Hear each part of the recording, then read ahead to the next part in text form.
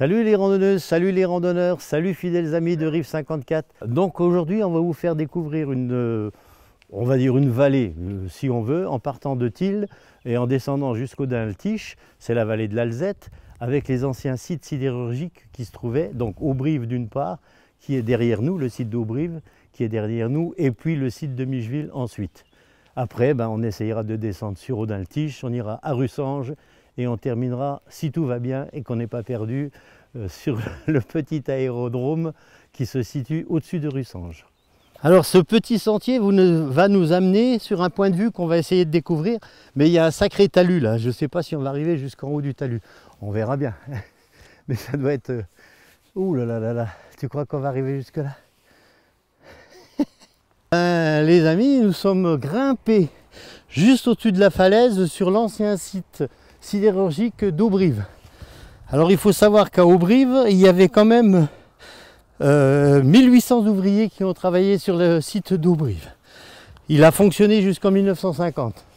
Aubrive, la particularité, c'était un haut fourneau producteur de fonte, qui était une filiale de Pont-à-Mousson.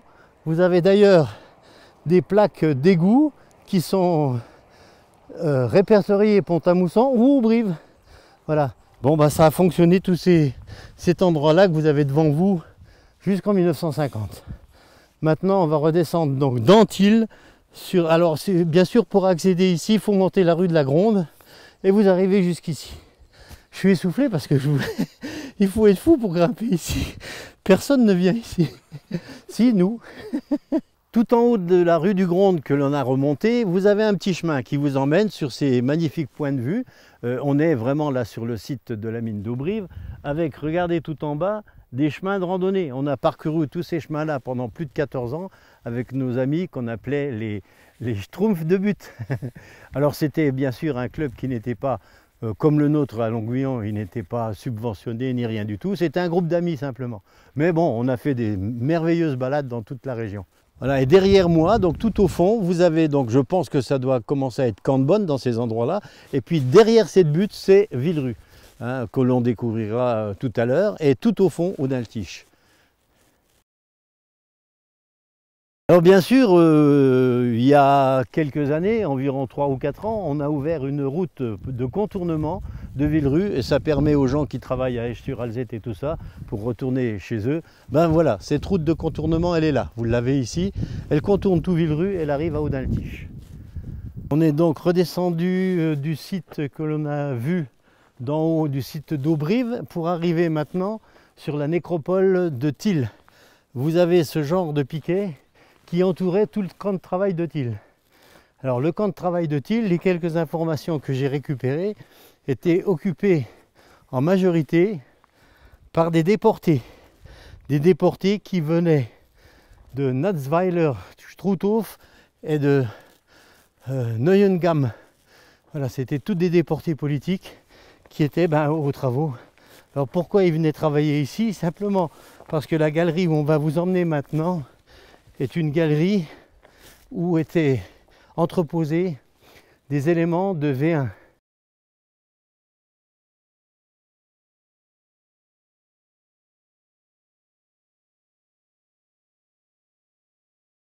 Maintenant, je vais vous montrer une statue qui a été faite par mon ami Charlie Ragazzini avec les élèves du CES Jean Massé de Villerue. Voilà, c'est une représentation allégorique de la mort qui attendait ces pauvres personnes qui étaient dans le camp de travail de Tille. Quand on voit ces photos qui ont été réalisées bien sûr bien avant, imaginez-vous, voilà, ça c'est le camp de concentration de Tille-Longwy, on voit les bâtiments qui étaient donc dans cette plaine, les éléments de V1, de V2 dont des ogives, qu'est-ce qu'il y avait de marqué encore, des ailes, du fuselage et de nombreuses pièces non identifiées. Alors tout ce lieu où on va se rendre maintenant, donc à l'entrée de la galerie de la mine de Tiersley qui se situe à Tille, c'est dans cet endroit et c'est là que travaillaient malheureusement les pauvres déportés qui étaient dans le camp de travail de Tille. Et là tu vois, on voit bien. Vue aérienne du camp de Tille en septembre 1944. Voilà, donc en redescendant du camp de travail de Thiel et de la nécropole, on est ici à l'entrée de la mine de Tiercelet, qui a existé de 1845 à 1945. Alors il y a eu des plaques d'apposées simplement parce que d'ici se sont évadées 39 femmes russes. Ah ben on sent bien la fraîcheur là.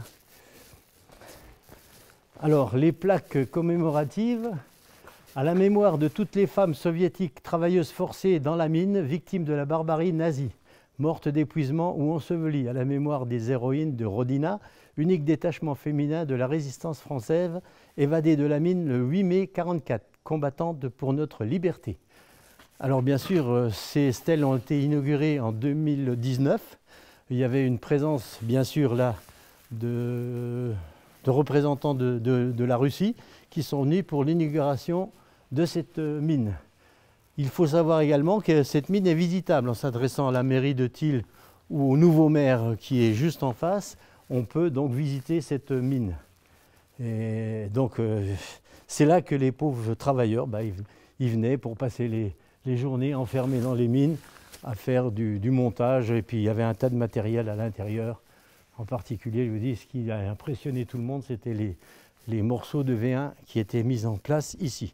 Donc on est ressorti de l'entrée de la mine de Tiercelet, vous voyez, elle est toute à gauche là, on voit l'entrée de la mine, je répète, qui est visitable, donc ça vaut le coup, il faut voir avec quelle association il faut se placer pour essayer de rentrer et visiter la mine, qui est très belle à voir. Devant moi, c'est le viaduc de Thiel.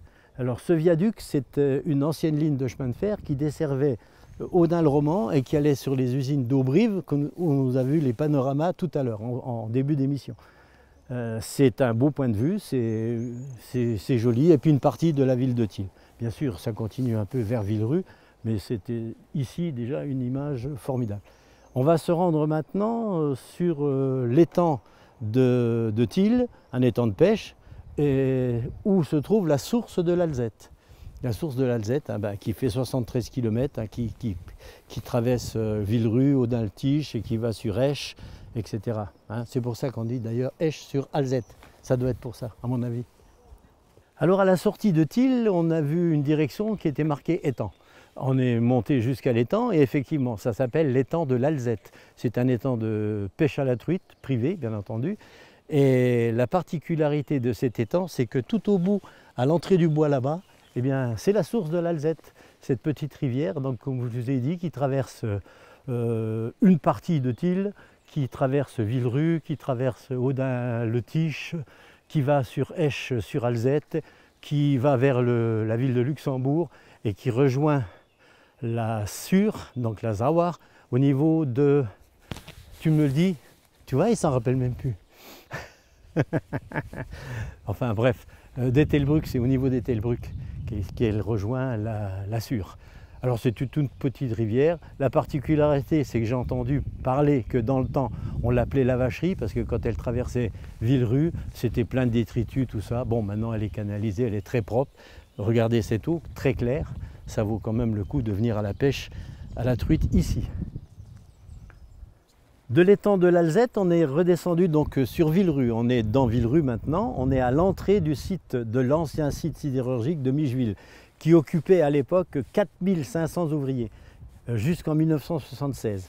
Après, petit à petit, il a fermé. En 1984, ça a été l'année définitive de l'arrêt de l'usine de Micheville. Alors, je vous emmène dans tous ces secteurs-là, simplement parce qu'il y a tous des coins de balade, on en a vu quand on était tout en haut de la falaise, il y a des chemins tout le long, tout ça. La voie rapide, le contournement de Villerue, il est juste derrière dans les bois, là. Ça contourne tout Villerue. Il est un peu plus long que de descendre directement soit par Cambonne ou par Thiel, mais bon, c'est quand même un site agréable. Alors cette nouvelle construction, ça sera une médiathèque et ça va bien soulager quand ils vont faire le festival du film italien de Villerue, parce qu'ils vont faire je ne sais pas combien de salles à l'intérieur de cet ensemble. C'est magnifique. Voilà, c'est donc l'entrée du site de Micheville. Avec, à l'époque, il y avait quand même sur Micheville, il faut savoir, 4 hauts fourneaux. Et c'était un des meilleurs trains sidérurgiques pour la fabrication des rails. Ils étaient très très renommés. Les rails de Micheville étaient très renommés dans le monde entier. après bien sûr. Et derrière moi, tout en haut, voilà, c'est donc ce fameux bonhomme qui a été créé, fabriqué tout en osier, qui s'appelle le Pio. C'était pour une fête sur Villerue. De l'entrée donc de Villerue sur le site de Micheville, on est arrivé à Audun-le-Tiche pour encore une fois découvrir un site absolument merveilleux, le site, le calvaire et la nécropole mérovingienne d'Audun-le-Tiche. Alors bien sûr, quand on arrive dans Audun-le-Tiche, là aussi il y a de nombreuses traces de la sidérurgie, un exemple avec un wagonnet chargé de minerais. Il faut savoir qu'au début du 19e siècle, beaucoup de main-d'œuvre a été demandée sur tous les sites de sidérurgiques de la région, Aubrive, Micheville, Audun-le-Tiche, etc. Donc il y a eu la grande immigration italienne du début du 19e siècle. Ils sont retrouvés, quand on voit soit à Villerue, soit Audun-le-Tiche, soit à Longwy, il y a beaucoup quand même de noms un peu italiens, avec des i à la fin. On est déjà en présence d'une statue très bien rénovée, elle est belle, elle est bien mise en peinture, avec bien sûr tout autour, regardez, ce sont toutes des mèches qui étaient dans les mines, des mèches torsadées comme ça, qui permettaient de creuser la roche pour mettre de la dynamite à l'intérieur et faire exploser les centres miniers. Alors on est ici sur le site mérovingien de Thil. Alors derrière nous, ce sont des fouilles d'État qui sont absolument interdites de rentrer à l'intérieur du site pour le moment. Alors c'est une nécropole mérovingienne du 7e siècle.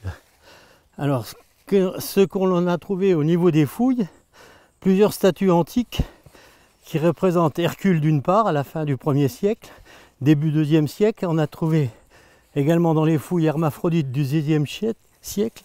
On a trouvé Jupiter, 3e siècle, et une tête de Junon du 2e et de Minerve. La reproduction d'une partie de la mosaïque gallo-romaine. Je suis encore essoufflé. Ça doit être l'âge. À mon avis, ça doit être l'âge. Et puis maintenant, on va aller jusqu'au calvaire. Et puis voilà, on aura fait le tour du site, c'est dommage. Ce sont des sites de fouilles. Ils disent bien. C'est la société, alors SAHLA, de la 3e circonscription des fouilles d'État. Chantier interdit au public. Bon, on n'ira pas fouiller, vous inquiétez pas. On est trop fatigué. Voilà, on est arrivé donc au sommet de cette petite côte. Bon, elle n'est pas bien longue, mais bon, ça monte quand même. Et on est au niveau maintenant du point maximum de la côte, c'est donc le calvaire, représenté avec la croix du Christ, et puis certainement les femmes qui ont accompagné Jésus-Christ, que je ne connais pas, je ne les ai jamais vus. Alors ce site absolument merveilleux que l'on vient de découvrir, bien sûr, regardez tous ces chemins d'accès. On les a découverts en randonnée, bien entendu, avec nos amis de Butte, donc les fameux Schtroumpfs, comme je vous ai dit tout à l'heure. Et voilà, il y a plein de chemins qui remontent vers les cités de Butte, tout en haut de Villerue. Et c'est vrai, regardez, c'est un décor absolument magnifique, ça, c'est beau. Il y a eu un chemin de croix qui a été fait tout autour pour monter vers le calvaire. Voilà un exemple de chemin de croix, il y en a encore un en dessous. Et tout le bois, c'est parsemé de stèles sur le chemin de croix. Mais il n'est pas pire que celui de Saint-Valfroy, je peux vous le dire. Parce que Saint-Valfroy, on l'a déjà fait, disons, celui-là, il est dur. Du site mérovingien, donc de Audun-le-Tiche, on est remonté à l'opposé du site, sur la colline. Normalement, quand vous traversez cette crête, vous êtes au Luxembourg. On a déjà fait des marches ici. Pareil, quand il faut grimper depuis le bas d'Audun-le-Tiche jusqu'au-dessus, de l'autre côté, c'est Esch-sur-Alzette. Vous êtes à 4 km de Esch-sur-Alzette, et c'est les bois de Esch qui sont de l'autre côté. Alors quand même, on s'aperçoit que tout ce qu'on a fait, si tu étais grand, regarde Romain, tu montrais sur le mur et voilà. Regarde, c'est bien comme ça. Voilà, Esch-Belleval, vous l'avez tout à fait sur la droite là-bas, ça c'est Esch-Belleval. Devant nous, c'est Villerue, la construction où on était tout à l'heure de la médiathèque qui est là. Et puis derrière, ce matin, quand on a commencé, ce sont les falaises donc, du site d'Aubrive. Falaises, c'était pas des falaises, c'était des fronts de taille, puisque c'était l'exploitation minière du minerai de fer. Bon, alors maintenant on est au milieu des champs, On cueille des marguerites hein, pour retourner à la maison. Regardez, c'est joli quand même. Bon, alors on est donc sorti d'Audaltiche à l'opposé du camp mérovingien hein, sur la commune d'Audaltiche. Et on est remonté par la voie de contournement d'Audaltiche. On pensait pouvoir aller voir un petit aérodrome qui se trouve juste derrière sur la butte. Malheureusement, il y a une barrière. Est-ce que c'est privé, est-ce que c'est pas privé? On n'en sait rien du tout. Bon, finalement, on a abandonné ce projet. On est maintenant donc sur le contournement. On va arriver du côté de Tiersley. On est à travers les champs. Ben, j'espère on arrivera peut-être à retrouver Longwy. Hein, on ne sait jamais. Enfin, voilà, ben, randonneuses, randonneurs et bien chers amis de Rive 54, j'espère que cette petite découverte de la vallée de Villerue avec Tille, avec Villerue, avec Audaltiche, ben, vous a bien plu et puis que vous resterez fidèles à l'émission de Rive 54 en espérant vous revoir très très bientôt. Au revoir à tout le monde.